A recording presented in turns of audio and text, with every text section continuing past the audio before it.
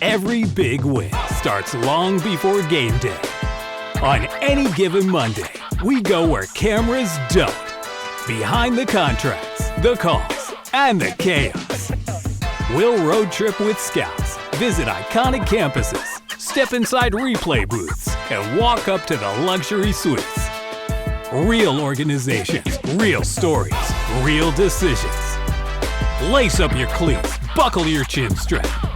Here comes our GM, Matthew Miley. Today on Any Given Monday, I'm joined by Coach Kowalczyk, who is the current men's head basketball coach at the University of Toledo. He has amassed almost 300 wins at the University of Toledo and almost 500 in his career as a head coach at Green Bay and Toledo. You started coaching in 1989. What are the biggest changes you've seen in the college game since then? Well, I'll tell you what, Matthew, I'm glad to be on tonight, but the profession's changed drastically. I've seen, I've been doing this for 35 plus years, so I've seen a lot of changes, but no bigger changes than we have in the last 3 or 4 years with the transfer portal, with NIL, which is, I think, on the way out. Revenue sharing is on the way in.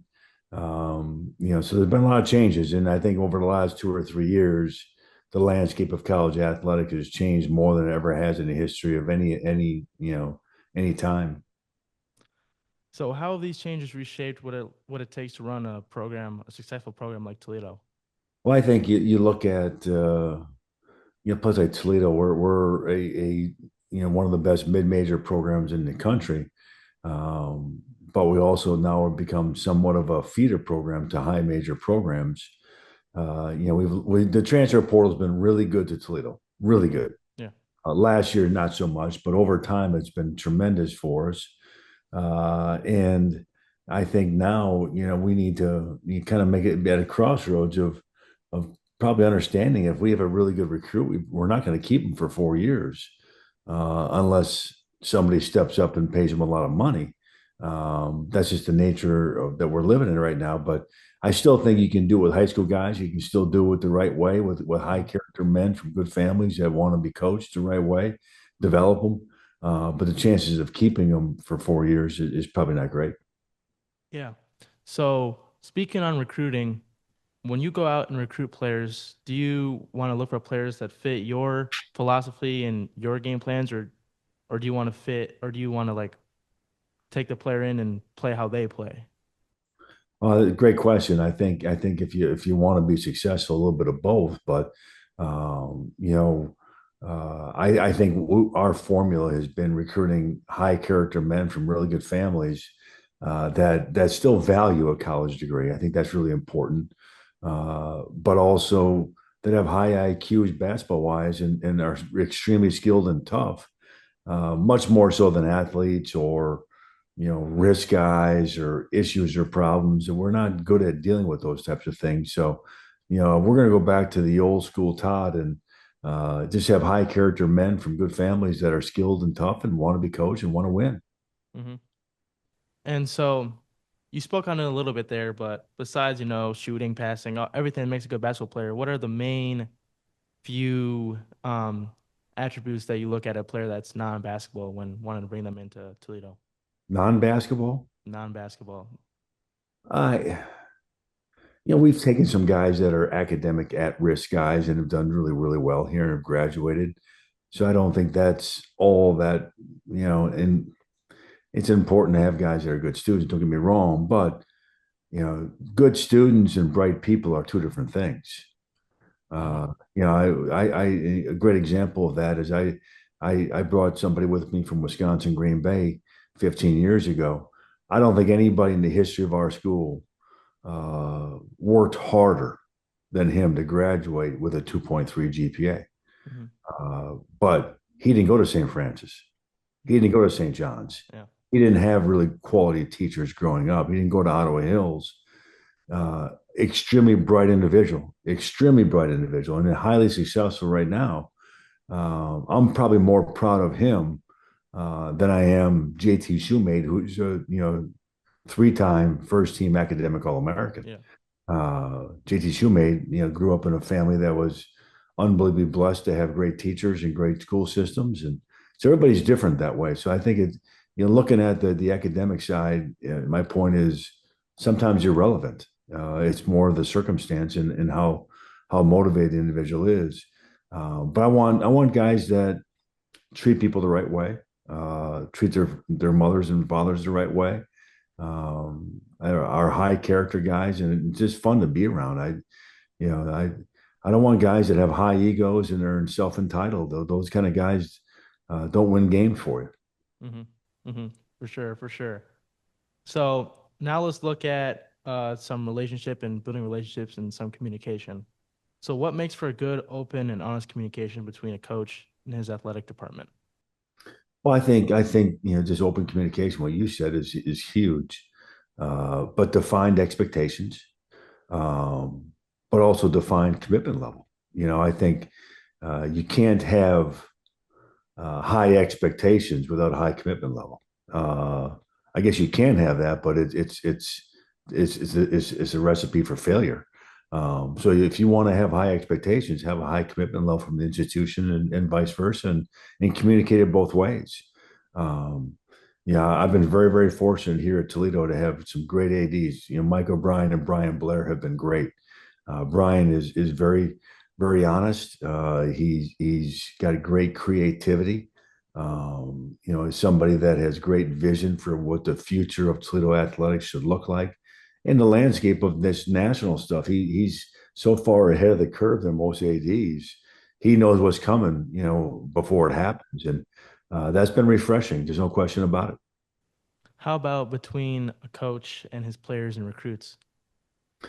Well, I think having those relationships is still really important. The transfer portal is at an all-time high, obviously, and it is every year, and it will probably continue to be that way.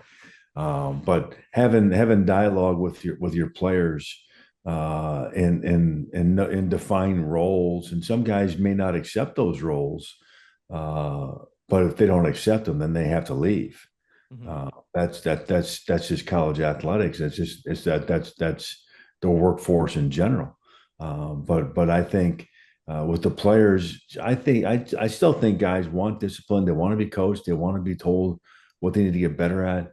And sometimes the best players I've coached really have a great ability to self-evaluate where they're at, but also want to be told what they're doing wrong. Mm-hmm. Mm-hmm. All right. Now on to something that you've kind of talked about slightly in every topic so far is NIL portal, conference realignment, everything that's going on in college sports right now. So how has conference realignment affected the MAC in terms of scheduling, recruiting, visibility? It hasn't yet. I think it's going to. But I think we've been very fortunate in this community, in this geographic footprint of the Mid American Conference to be a part of the most stable conference in all of athletics. Obviously we just added UMass, and we haven't not had change, but we've had very little change, relatively speaking, to their leagues.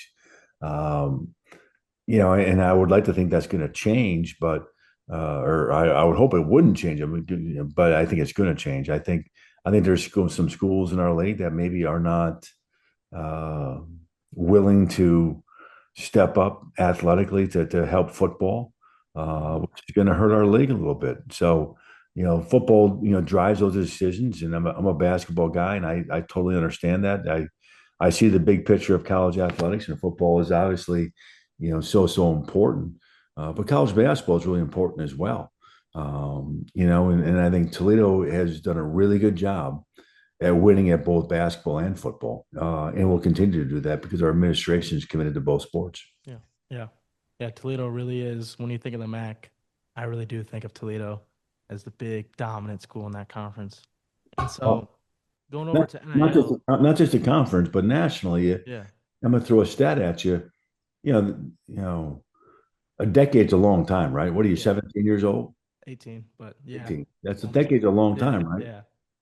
The last 10 years, Toledo men's basketball, women's basketball, and football is third in the country in winning percentage. Really? All Division One. Put that in perspective a little bit, and Yeah. and and go ahead and Google the schools that are below us, and you're going to see you're going to see a lot of teams that are below us. It's like, wow, you kidding me? Yeah, that's awesome. That's sweet. That's incredible. All right, now jumping over to NIL. How's it changing the MAC compared to the so-called power conferences? Well, I think in men's basketball is a little bit different than the other sports. There is a big discrepancy in men's basketball. The amount of money that we're able to pay somebody versus some of the Power Four schools or Power Five schools in basketball is different. It's clearly different, and I think it's going to change a little bit. Hopefully, that we do have some type of new rules and legislation coming that has some salary caps, whether it be versus mid-major versus high major or conferences. But there needs to be some type of structure that way because right now there's no guidance, there's no rules, and I think the whole NIL, the name, image, and likeness, if they can capitalize on their name and their image and likeness, that's awesome. But there's very very few people that can do that. Mhm. So the NIL collectives, which is donors giving money to student athletes, that's not a traditional name, image, and likeness. That's just donors stepping up and giving money. I think those are going to be on the way out, and revenue sharing by the institutions is going to be the new wave to pay guys, which is a long time coming. I wish the NCAA and the leadership and the presidents would have had the vision, several years ago to go to revenue sharing prior to name, image, and likeness. I think it would be a lot easier for us. But if you want to solve all these problems, I have a simple solution. Mhm. Get President Trump and a congressional committee Okay. in a room with Nick Saban and Mike Krzyzewski. I think that all the problems would be solved in a matter of hours. It would save college athletics, and hopefully someday that happens. Yeah, it definitely is getting really crazy. It's really blurring the lines between college and professional sports. Yeah. So let's go to your personal journey in coaching. So you were on the staff at Marquette when Dwyane Wade was there. What was that like, and how did you know there was something special about him? Well, Dwayne was special, and we knew it early on. He was, I forget the terminology, but he was not allowed to play his freshman year for academic reasons. He was on scholarship at practice, but he couldn't travel and he couldn't play in games.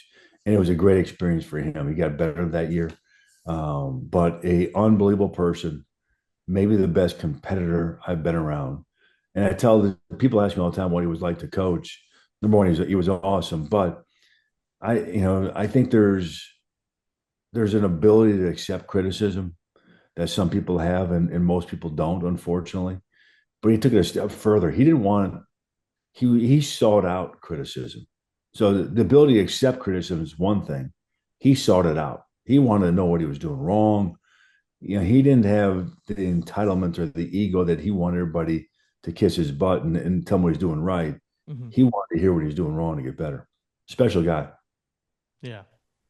And so now at the beginning of your Toledo career, first year was kind of rough. It was, I mean, not really how you want to start, 2010. But 3 years later after that, you guys went 27-7, won the MAC regular season championship. I mean, what is it like turning a program completely 180? What is that inside the building, seeing the program grow? How does that feel? Well, you were 3 years old then, so I can tell you this: we inherited a situation that was dysfunctional. We had every major problem without the transfer portal. We couldn't turn it around that first year. We had to deal with the issues we had. We won 4 games our first year, and I'm telling you today, we overachieved. I don't know how we won 4 games with that team. We were not good. We had issues, we had problems, and we got rid of those problems right away and brought some new guys in, and we turned it around quickly. But won 27 games in year four. But our first 3 years were the most penalized team in college athletics. Mm. Forget that a little bit. I mean, we had those type of penalties. We had a postseason ban. We had a 10% reduction on games. We were only allowed to have 8 scholarship players our third year, and we still won the West Division with only 8 scholarship guys when the rest of the conference had 13. Wow, that's amazing. That's awesome. All right, now jumping over to the family aspect a little bit. Your nephew, Kon Knueppel, became a Duke star and an NBA lottery pick. What's it like being able to see his journey up close and personal? I think Khan's work ethic has separated him. He's got a great foundation regarding his family and his faith. Um, Really talented individual. He's was blessed to be, with his DNA to have a mom and a dad that are really good basketball players with size and strength. So he had all that, but he did something with that DNA. He worked extremely hard. Had the chance to be a really good pro. Obviously, was a great player at Duke this past year. But he's awesome. He's very very humble. He's not what you would think of being the fourth pick in the draft. I think sometimes the perception of NBA guys and the ego and the entitlement, Hmm. he gets none of that. And I think that's what separates him. That's why he's going to have a great NBA career. Yeah, yeah. And so coaching, of course, all consuming. I'm sure all of your time is going into this program, but you have two teenagers, including one that's going off to play college basketball next year. So how do you balance time with coaching in Toledo and also with family? Oh, family's way more important than coaching. Hmm. It's about raising. Julie and I have been very blessed with two wonderful kids, Race and Rose, and and proud of both of them. Rose is a really good high school volleyball player. Does not want to play in college, so she just wants to be a college student. Race is going to be a senior at St. John's and has had a really good career. And I think a lot of he's worked exceptionally hard to get where he's at to be a Division I player at Bradley, and he's we made a family decision well over a year ago that he was not going to play for his dad, which I think is healthy and the right decision. But he deserves all the credit. He deserves all the recognition, and he'll continue to work, and he'll be a really good player for Bradley. Yeah, yeah, he is a really good player. I mean, I've seen him dunk on us a couple times at St. Francis in the Glass Bowl. Yeah, he's great. Um, so let's jump back to Toledo. How can Toledo basketball advance the university's broader mission? Well, I think anytime you have athletic success, it advances the institutional, profile. We're last year, for example, we're on national TV 9 times. Hmm. Uh, and when you're on national TV as much as we have been over time, that only enhances it. You look at Jason Candle in the football program last year, winning that unbelievable game against Pittsburgh with great viewership. And that's that type of stuff. Just elevates our institution on a national scale. But we've had between the football and basketball programs, we've had so much success that it helps our alumni base, it helps our donor base, but hopefully it helps future students as well that want to come here. Yeah. And how can the university best support the basketball team specifically? Well, I think just continue financially. I mean, you can't, going back to the original statement of, you can't have expectations without commitment levels. So just being committed to winning and being funded at the appropriate levels. And I've been very very fortunate. I think Dr. James Holloway is awesome. I think he really understands the value of college athletics and what it can do to promote the institution, not just regionally but nationally. So I've had a chance to work for some great administrators, some great presidents. Brian Blair is a guy that totally gets the big picture of college athletics and what it takes to win. And they're committed to us to fund us at the appropriate level to help us win. And I think we're a little bit unique at Toledo that we're trying to win at all three sports. We're trying to be really successful at men's basketball, women's basketball, and football in this community because all three are really, really important. We all have, maybe a little bit separate fan bases, where most of the schools in our league are trying to win at one sport, maybe two sports. Hmm. But I really appreciate that we are trying to win at all three because that's the right decision to do. And what's that relationship between the city of Toledo, Northwest Ohio, and the University of Toledo? How's that special at Toledo? Well, for men's basketball, it's huge. We've been top two in attendance for 35 plus years. Our fan base is really, really good, very loyal. Um, I'd like to see our student attendance at games be a little bit more consistent, Hmm. but our community support has been great. And same way with football. Football's got a great following as well. So, I think continue to represent this. This is a town that understands that hard work is important. So if you put a good product on the floor and play hard and play together, they're going to support you. Yeah. And we've had that more times than not. Hmm. And what's got you most excited about the team for this year? I just think just setting a reset button. Last year we won four straight MAC championships. Nobody in the history of the MAC, the history, has ever won three. We won four in a row. And the history goes back to 1945. That's a long time. So I think last year we finished fourth, and that's simply not good enough for our program, our institution, our community. And so I think we made some mistakes in the portal. We corrected them. Like I said earlier, just going back to high character men, we got a good group of guys that like each other, want to work and want to play, and now we just got to continue to get them better. Yeah. And now, what advice would you give to anyone aspiring to be a coach or anyone aspiring to be anything in athletics? What would you say to them? Get with a winner. If you're a young guy, get someplace where you can get with a winner that knows how to win, whether it be an AD or if you want to be a college basketball coach. Go someplace that you can learn and get better.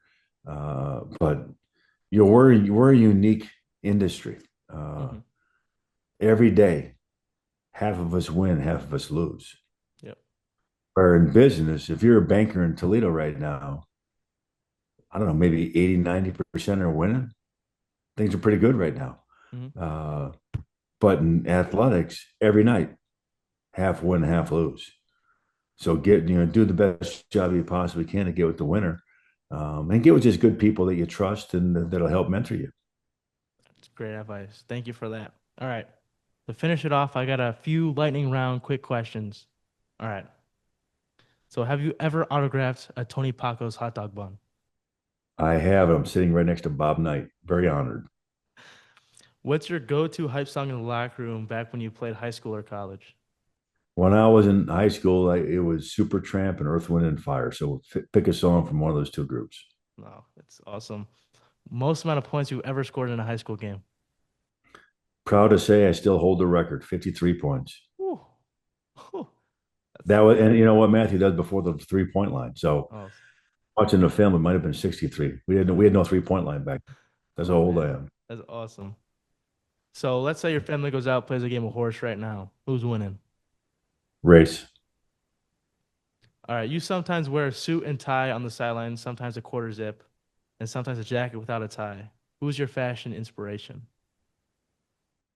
Well, that's changed. I since COVID, for the first year after COVID, we still wore sport coach, but now I'm down to the casual look. I'm much more comfortable. It saved me a lot of money. Not have to buy suits anymore. But yeah, we're more casual. We used to take pride. Our staff, I think, took pride in how we dressed. Now I just think it's really important. My wife is huge, and she does not like head coaches that dress differently than their assistants. She wants me to dress exactly like, even down to the shoes. I have to have the Mhm. same shoes on, same as all my assistant coaches. She wants zero separation. There's some people in our league, the head coaches think they're special, so they have to dress differently. I totally agree with her. That's an ego trip by those head coaches, by the That's way. awesome. That's awesome. And What you is can your go back and check who those coaches are. So go ahead. what is your dream golf foursome? I got a great group of friends here in Toledo, so I would say, some Inverness members that are close friends of mine, just go play golf with them versus any other college coaches. I'm more into friendships than I am about hanging out with other coaches. That's awesome. What is your favorite away arena you've ever played in? Coaching, playing, what is it? I think this year it changed. Duke is special. Yeah, Kansas is far superior to the Duke as far as atmosphere. And I think this year it blew me away that Purdue might be the best atmosphere I've ever been around. And I've been really, coaching for a long time. I've been in some great arenas, but I would say Purdue is the best of the best. really. Okay, okay. What is the best post-game meal after a big win? I am a creature of habit. I do the exact same thing after every game. I come home, and my wife and I have two frozen Jack's pizzas. Huh, We doctor them up a little bit, but we've been doing that for 20 years of our marriage. After a game, we'll have a Jack's pizza and a couple of beers, and I'll watch film in my home office. that's great. And if you could make one rule change in any sport, what would it be? Well, it'd be college basketball, and I think it's a salary cap. We need rules. We need leadership. We need somebody to step up and give us guidance. And hopefully that happens, in the next year or so. But we need guidance, and we need leadership to step up. But college coaching has been great. The game is awesome. The game of basketball is better than it ever has been. But the leadership at a national level is at an all-time low, and that needs to change. Hmm. Final question. What are you doing on any given Monday? Well, I think for me, people that know me, I'm a creature of habit. I don't, I do the exact same thing. I'm going to yoga at 6:30 in the morning. I'm going to Mhm. practice after that. After lunch, I'm going to be watching practice film, game film. During the season, I have a radio show on Monday nights. Okay. But my structure and discipline does not change day by day for the most part. Oh, that's great. That's all I got for you today. Thank you. Thank you so much. All right, I like your shirt, man. You look good. Oh yeah, got that. Go You Rockets. too. Go Rockets. Go Rockets. So thank you for your time today. You got it. Take care.